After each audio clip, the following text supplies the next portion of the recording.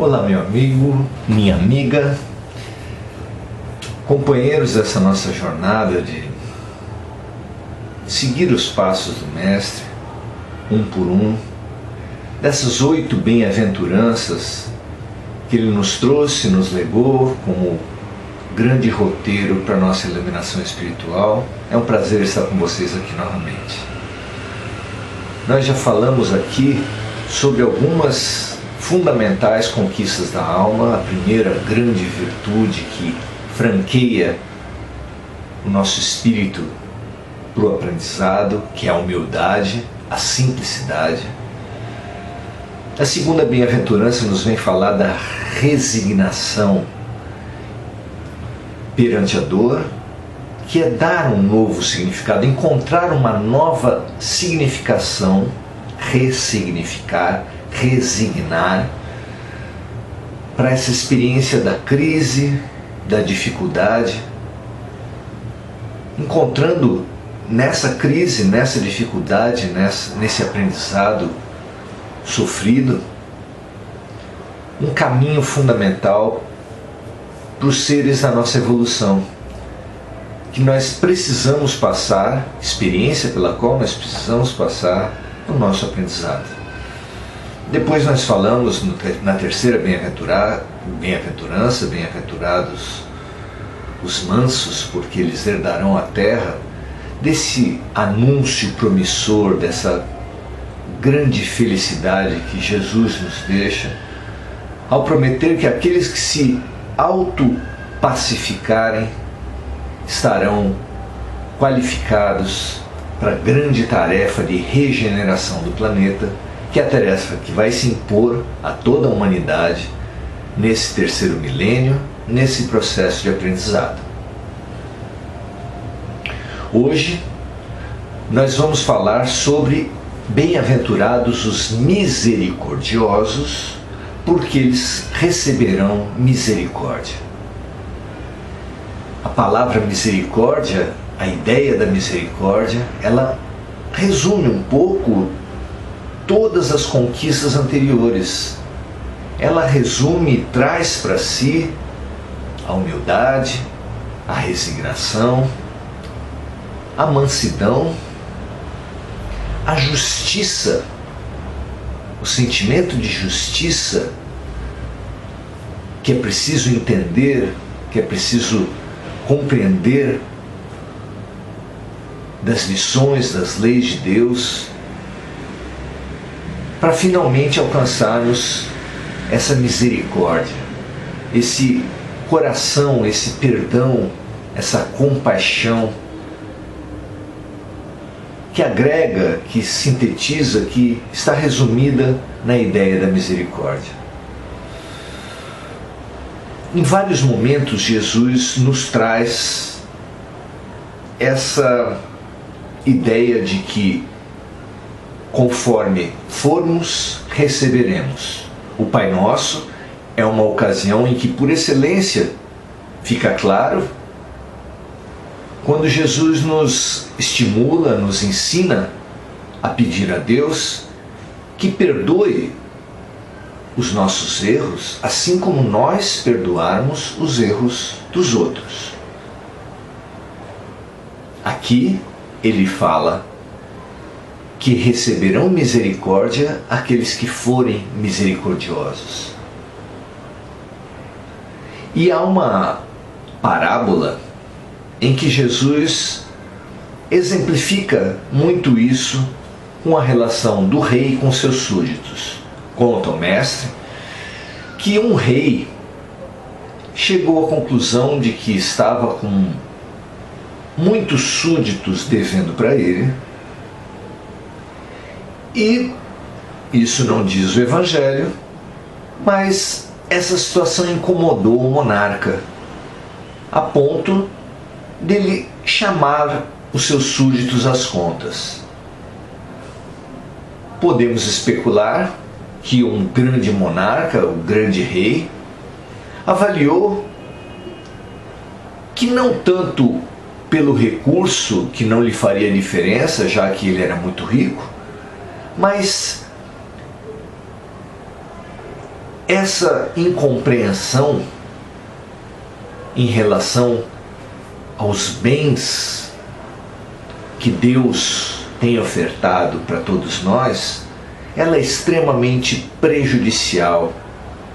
Ela não colabora com a nossa maturidade espiritual. Nós podemos olhar à nossa volta e discernir, perceber o quanto nós temos recebido de Deus. Reconhecer isso e desenvolver em nosso coração a gratidão é, sem dúvida, uma das grandes aquisições para alcançarmos a misericórdia. Pois esse rei resolveu chamar os seus súditos, chamando primeiro aquele que mais devia, que devia 10.000 moedas, uma quantidade muito grande, mas que mesmo assim o súdito compareceu diante do rei sem demonstrar maior capacidade de pagamento. Tão acomodado que ele estava perante a situação. O que sugere que nós nos vejamos dessa forma. Que nós reflitamos se nós mesmos estamos conscientes, gratos a toda essa imensa doação de vida expressa no ar, na água, nos vegetais, nos animais, nos minerais, na própria terra. Expressa nos amigos, nos irmãos que Deus coloca tão apropriadamente em nossas vidas, como nossos grandes professores. Será que nós estamos conscientes do grande presente que é a vida? Será que nós estamos apropriados e gratos a tudo que a gente tem recebido? Gratidão é, sem dúvida, um grande sentimento que nós devemos buscar a todos os momentos. Pois bem, acomodado, apesar de acumular uma enorme dívida para com o seu rei, aquele súdito deu desculpas as mais variadas, mas o rei se mostrou inflexível. Determinou que ele seria trancado, que ele seria preso, junto com sua família, e que de lá não sairia até que fosse paga a última moeda de sua dívida. Ao receber tal sentença, porém, o súdito se desequilibrou, se tomou consciência, esperava assim o rei, com o susto da determinação real, e prometeu que, se não fosse preso, que se ficasse em liberdade, ressarciria os cofres reais de todas as suas dívidas, informando dos seus planos responsáveis, corretos, para pagamento das suas questões, das suas diferenças com o rei. Pois dá-se a entender, pela parábola, que esse era o grande objetivo do rei. Ele queria, muito menos que o dinheiro, ele queria o reconhecimento, ele queria a gratidão, por saber que essa gratidão é uma imensa conquista da alma. Tanto é que, assim que ouviu as propostas racionais, dignas do seu súdito, o rei declarou o perdão de todas as dívidas daquele homem. E ele, com grande surpresa, recebeu aquela notícia magnífica e saiu da presença do rei. Pois, para a grande surpresa do rei, poucos instantes depois de sair da sala real, aquele súdito teve uma experiência chocante para o rei. conforme ele veio contar a ele um súdito que acompanhava aquele súdito devedor. O seu empregado que acompanhava o súdito veio lhe dizer que aquele súdito encontrou na praça alguém que devia para ele apenas 500 moedas, uma distância muito grande das 10.000 que ele mesmo devia ao rei. Pois o súdito que devia 10.000 ao rei pegou aquele devedor de 500 moedas, que também lhe declarou incapacidade para pagar, e decretou uma sentença irrecorrível de chamar as autoridades, de colocar atrás das grades, de perseguir e enquadrar toda a sua família, vendendo-os como escravos. Sabedor disso, o rei ficou muito irado. Mandou chamar o seu súdito e revogou o seu perdão, porque não encontrou naquele súdito o aprendizado, a percepção, a sensibilização que ele tanto objetivava com aquela cobrança geral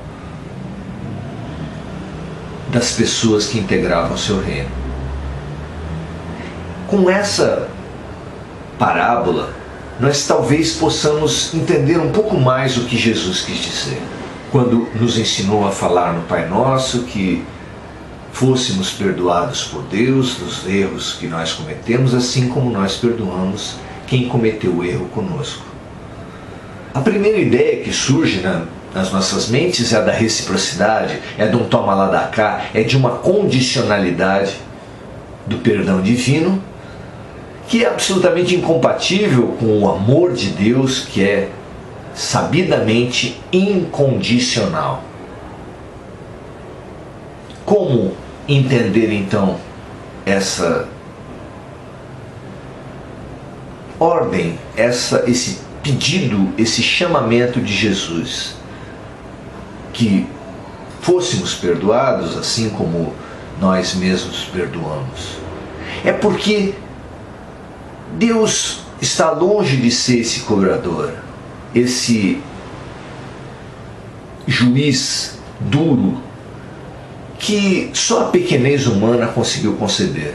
Ele é um grande educador. A grande meta de Deus é que todos os seus filhos aprimorem o seu coração, aprimorem o seu espírito. E Ele traz a todos nós as experiências exatamente nesse sentido. Sabe dos nossos muitos erros e não se ofende, e nada teria, portanto, a perdoar. Mas chama-nos ao perdão. Chama-nos ao aprendizado, nós que nos ofendemos tanto e que precisamos tanto perdoar. E que precisamos tanto aprender a nos colocar no lugar do outro. Nós temos essa grande tarefa, nós temos esse grande passo ao nosso crescimento espiritual, e é a Ele que Deus nos remete, tanto na oração do Pai Nosso, quanto nessa bem-aventurança. Que sejamos nós abertos à lição da misericórdia, que sejamos nós abertos à possibilidade de nos colocarmos no lugar do outro, desenvolvendo a compaixão. Que sejamos nós misericordiosos, agregando ao nosso coração toda essa experiência através da prática da regra de ouro. Fazer aos outros aquilo que gostaríamos que os outros nos fizessem. O altruísmo, a alteridade, a empatia, a compaixão são todas ideias sinônimas que trazem para nós a importância desse exercício de colocarmos-nos no lugar dos outros, de integrarmos-nos pelo sentimento, pela solidariedade, pela fraternidade, pela caridade. que nós aceitemos esse convite e visualizemos a importância do perdão como libertador das nossas almas. Longe de ser um libertador dos erros daquele que mais errou, ele liberta quem concede o perdão. Ele abre os nossos corações para uma nova etapa da vida, para uma nova aquisição. Que nós estejamos focados, que o nosso coração é o objetivo maior de toda a nossa evolução. Abramos nosso coração e sejamos um, pelo amor, com tudo e todos aqueles que nos cercam. É uma boa ideia da interpretação da mensagem que Jesus nos veio trazer nessa quinta bem-aventurança. É mais um convite de abertura emocional ao mundo. Será que nós estamos prontos para aceitar? Assim seja.